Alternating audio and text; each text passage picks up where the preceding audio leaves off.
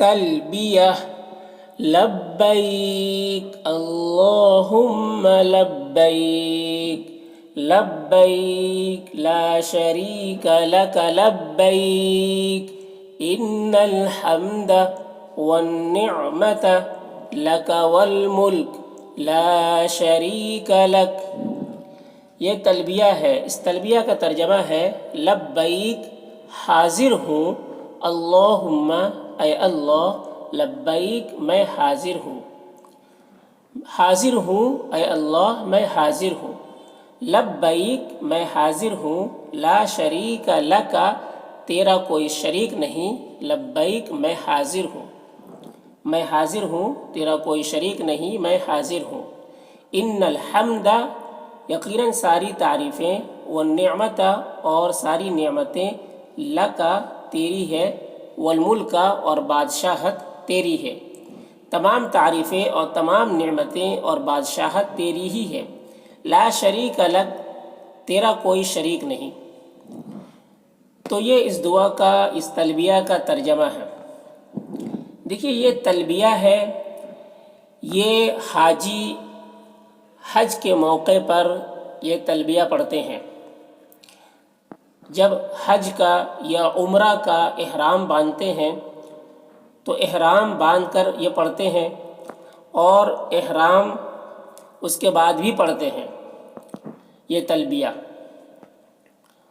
اور تلبیہ پڑھنا جو ہے یہ حاجیوں کے لیے یا عمرہ کرنے والوں کے لیے فرض ہے تلبیہ پڑھنا، لیکن تلبیہ میں ان الفاظ کا پڑھنا فرض نہیں ہے، بلکہ تلبیہ کی جگہ میں یہ الفاظ یا اس کی جگہ میں کوئی اور ذکر کرنا، کوئی بھی ذکر کرنا یہ فرض ہے۔ آپ چاہے یہ تلبیہ پڑھ لیں یا اس کی جگہ میں لا الہ الا اللہ پڑھ لیں، یا سبحان اللہ پڑھ لیں، یا الحمدللہ پڑھ لیں، یا اللہ اکبر کوئی بھی پڑھ لیں، کوئی بھی ذکر کرنا یہ فرض ہے۔ اور یہ تلبیہ جو ہے، اس تلبیہ کے الفاظ کہنا، ان الفاظ کا کہنا یہ سنت ہے۔ تو حج کرنے والے اور عمرہ کرنے والے کے لیے ضروری ہے کہ وہ ان التلبیہ کو اچھے سے یاد کر لے اور پڑھے۔ حج کے موقع پہ، حج کے احرام سے لے کر 10ویں ذی الحجہ تک ان تلبیہ کا پڑھنا سنت ہے۔ دیکھیے حج کے لیے جب حج کرتے ہیں تو احرام باندھنا شرط ہے، اسی طریقے سے نیت کرنا، حج کر رہے ہیں تو حج کی نیت کرنا، عمرہ کر رہے ہیں تو عمرہ کی نیت کرنا، پھر اس کے بعد تلبیہ پڑھنا، یہ سب شرط ہے، یہ سب ضروری ہے۔ لیکن تلبیہ کے لیے ہم نے کہا کہ ان الفاظ کا کہنا شرط نہیں ہے، بس کہ کوئی بھی ذکر کرنا جو ہے وہ فرض ہے، اس سے فرض ادا ہو جائے گا، اور ان الفاظ کا کہنا سنت ہے۔